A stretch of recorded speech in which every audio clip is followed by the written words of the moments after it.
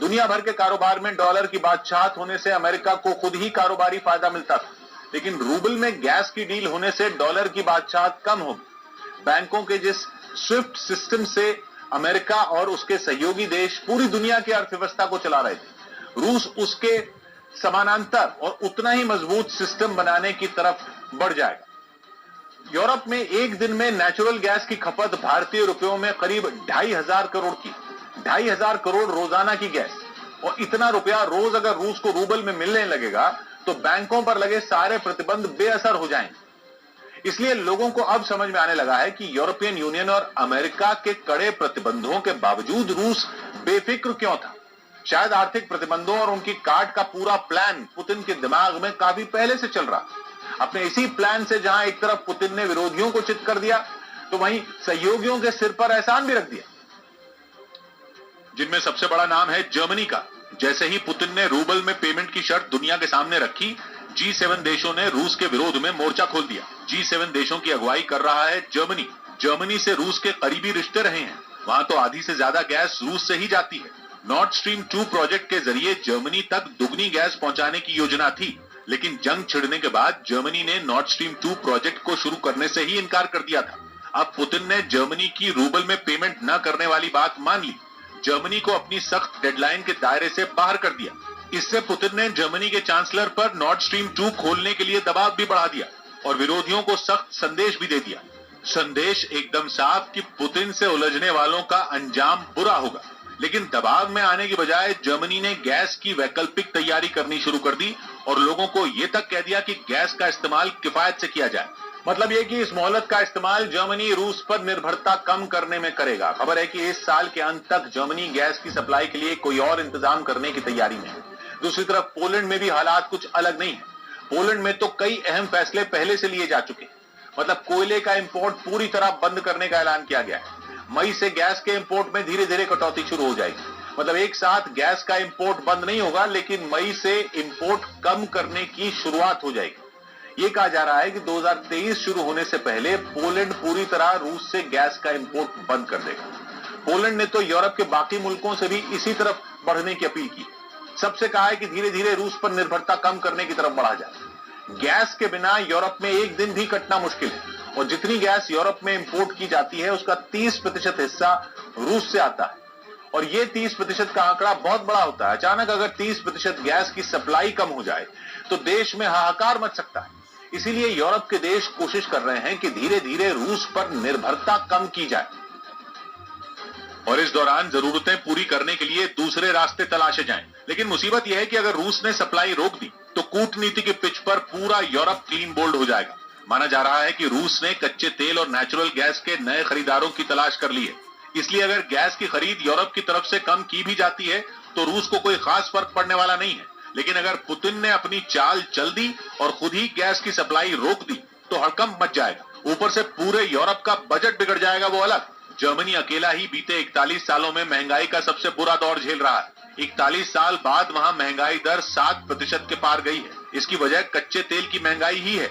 ऐसे हालात में अगर संकट बढ़ा तो यूरोप में केवल कोहराम नहीं त्राहिमाम होगा।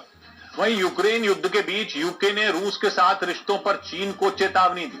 उसने ये साफ कहा कि जिनपिंग के साथ पुतिन सिर्फ अपना मतलब निकाल रहे हैं और जब युद्ध के बाद उनका मतलब निकल जाएगा तो जिनपिंग को यह पता नहीं चलेगा कि उनके साथ पुतिन ने क्या किया। ये चेतावनी यूके के साइबर इंटेलिजेंस विभाग के प्रमुख जेरेमी फ्लेमिंग ने दी, जो कि ऑस्ट्रेलिया के कैनबरा पहुंचे हुए थे, जहां की ऑस्ट्रेलियन नेशनल यूनिवर्सिटी में उन्होंने ये बातें कही। इस दौरान फ्लेमिंग ने रूस से साइबर हमले की आशंका तो जताई ही, साथ ही चीन को रूस के साथ गठबंधन से बचने की भी हिदायत दी। But there are risks to them both, and arguably more for China. असल में अमेरिका समेत कई पश्चिमी देश पहले ही रूस से तेल लेने से इनकार कर चुके हैं और ऐसे में पुतिन की नजर अपना तेल बेचने के लिए चीन के बाजार पर है। इसके लिए उन्हें जिनपिंग का साथ चाहिए होगा। और यही नहीं, पुतिन को लगता है कि जिनपिंग हथियारों और तकनीक से भी रूस की मदद कर सकते हैं, यानी फायदा चीन का भी है। यही वजह है कि यूक्रेन युद्ध में वो अब तक खुलकर रूस के खिलाफ नहीं बोला। इस बात से यूके भी उखड़ा हुआ है।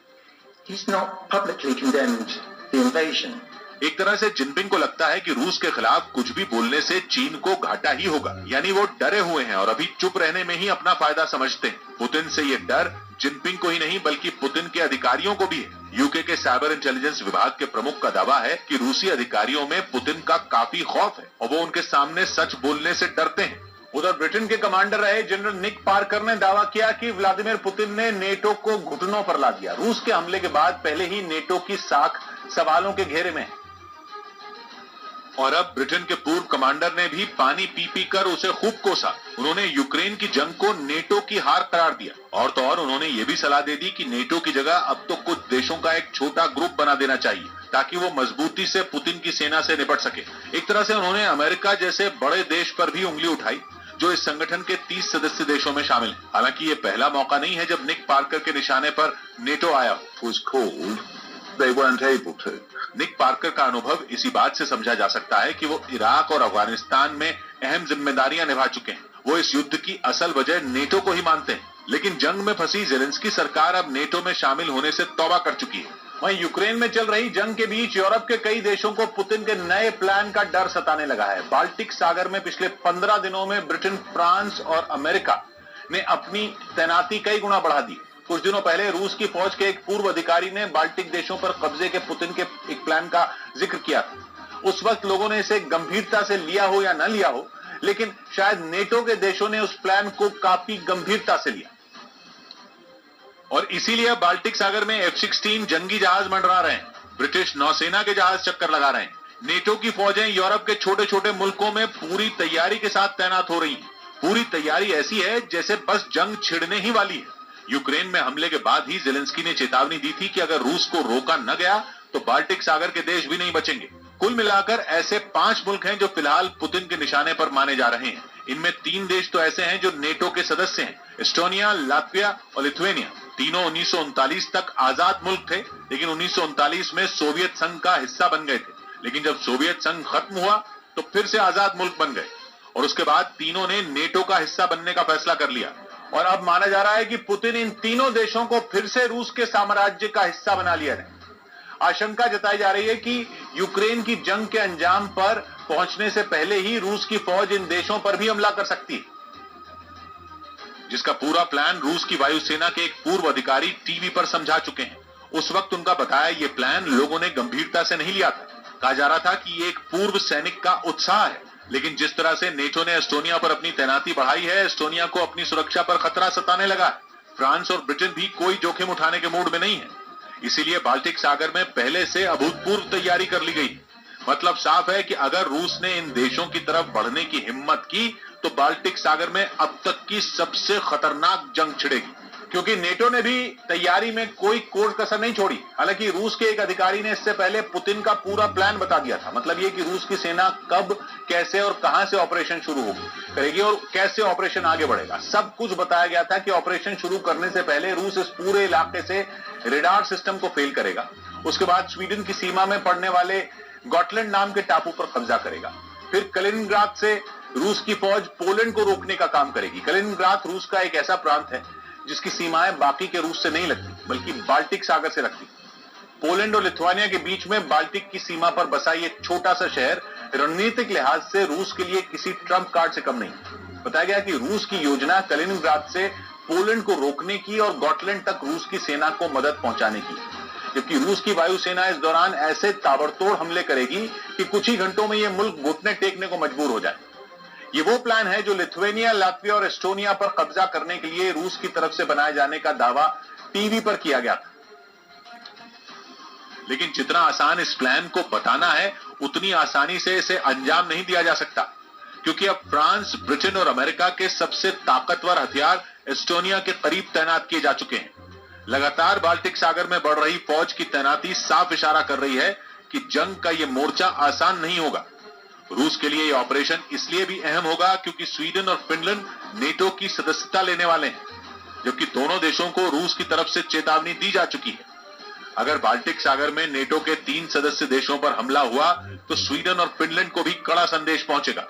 उधर यूक्रेन के संग शांति वार्ता में पुतिन ने जो तुरुप का इक्का चला, उसकी पूरी दुनिया में चर्चा है। पुतिन का तुरुप का इक्का है अरबपति बिजनेसमैन रोमन अब्रामोविच। जो कुछ दिन पहले तब सुर्खियों में आ गए थे जब खबर उड़ी थी कि 3 मार्च को कीव में हुई बैठक में रूस के कारोबारी रोमन अब्रामोविच समेत दूसरे अधिकारियों की तबीयत अचानक बिगड़ गई थी। कहा जा रहा है कि पुतिन के कुछ बहुत खास लोगों में एक रोमन अब्रामोविच को जहर दिया गया था। ये तो सब जानते हैं कि रोमन अब्रामोविच मशहूर फुटबॉल क्लब चेल्सी के मालिक रह चुके हैं और उनके पास अरबों की संपत्ति है। लेकिन शायद ये बात बहुत कम लोग जानते होंगे कि पुतिन और अब्रामोविच का रिश्ता बाप बेटे जैसा है। वैसे जिन्हें नहीं पता उनके लिए यकीन करना मुश्किल होगा, क्योंकि पुतिन और अब्रामोविच बहुत कम साथ दिखते हैं। उनकी साथ में बातचीत की ये तस्वीर भी बहुत पुरानी है। 55 साल के इस अरबपति के लिए मशहूर है कि उसे किसी से खास मतलब नहीं रहता। कहा तो ये भी जाता है कि वो दूसरे शख्स के साथ आंख से आंख मिलाकर बात ही नहीं करते। लेकिन कहते हैं कि पुतिन के एक बार कहने पर रोमन अब्रामोविच यूक्रेन और रूस के बीच बातचीत का पुल बन गए। जिसकी एक और वजह यह बताई गई कि जेलेंस्की भी चाहते थे कि रोमन अब्रामोविच रूस के प्रतिनिधिमंडल में शामिल रहें।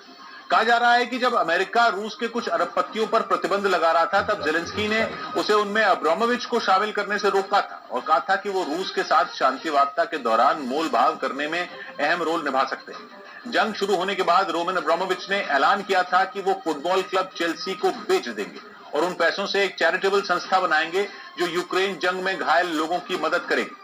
1966 में रूस में पैदा हुए रोमन अब्रामोविच का परिवार यहूदी है। उनके नाना नानी यूक्रेन में पैदा हुए थे, तो वहीं रोमन के दादा दादी बेलारूस के रहने वाले थे। मतलब ये कि उनका कनेक्शन रूस, यूक्रेन और बेलारूस तीनों से। उन्हें रूस के पूर्व राष्ट्रपति बोरिस येल्त्सिन और मौजूदा राष्ट्रपति पुतिन दोनों का विश्वास पात्र माना जाता है। हालांकि पुतिन और अब्रामोविच सार्वजनिक तौर पर एक साथ कम ही नजर आते हैं। वहीं खबर है कि खुद को ताकतवर और फिट दिखाने वाले पुतिन को कैंसर है। यूक्रेन में जंग के बाद कई बार खबरें उड़ी थी कि पुतिन की सेहत ठीक नहीं है, लेकिन अब जो खबर आई उससे हड़कंप मच सकता है, क्योंकि पश्चिमी देशों के मीडिया का दावा है कि फिट और एक्टिव रहने वाले रूस के राष्ट्रपति को थायराइड कैंसर है। कुछ दिन पहले ही खबर उड़ी थी कि पुतिन की सेहत ठीक नहीं। उनके चेहरे में सूजन वाली एक तस्वीर पर तो खूब चर्चा भी हुई थी, लेकिन तब यह नहीं पता चल पाया था कि उन्हें हुआ क्या है। लेकिन अब पश्चिमी देशों के अखबारों में कहा जा रहा है कि पुतिन को थायराइड कैंसर है और वो 1-2 बार नहीं बल्कि 35 बार चेकअप करा चुके हैं।